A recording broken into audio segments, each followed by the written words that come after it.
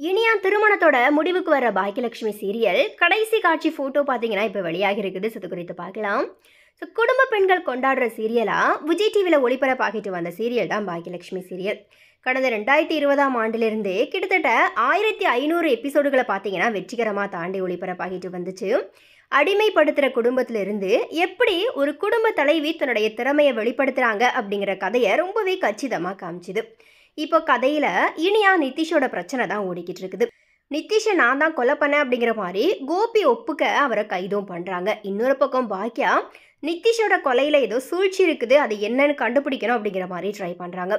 வர ஆகஸ்ட் 2வது வாரத்தில் இந்த சீரியல் முடிவுக்கு வர இருக்கிற நிலையில் சீரியலினுடைய கிளைமேக்ஸ் காட்சி புகைப்படம் பார்த்தீங்கன்னா இப்போ வெளியாகி இருக்குது. அதாவது இனியா அண்ட் ஆகாஷோட திருமணத்தோட பாக்கியலட்சுமி சீரியல் பார்த்தீங்கன்னா முடிவுக்குமே வந்திருக்குது.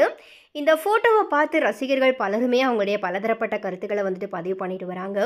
பிகாஸ் ஆரம்பத்திலே பார்த்தீங்கன்னா இனியாவும் ஆகாஷும் காதலித்த நிலையில் அவங்க 2 பேருக்கும் அப்போவே திருமணம் செய்து வச்சுருந்தாங்கன்னா இந்த ப்ராப்ளமே இல்லை. ஸோ இனியாவுக்கு அவசரமாக கல்யாணம் பண்ணி அந்த டிவோர்ஸ் ஆகி கடைசியில் அந்த நபருமே இறந்து இப்போ பருத்தி முட்டை குடோன்லேயே இருந்திருக்கலாமே அப்படிங்கிற கதையா இப்போ மறுபடியும் ஆகாஷ் அண்ட் இனியாவினுடைய திருமணமும் நடந்து இந்த சீரியல் பார்த்தீங்கன்னா முடிவுக்குமே வந்திருக்குது. ஸோ இனிவே இது குறித்த உங்களுடைய கருத்துக்கள் என்ன அப்படிங்கிறத மறக்காம கமெண்ட்ஸில் பதிவு பண்ணுங்கள்.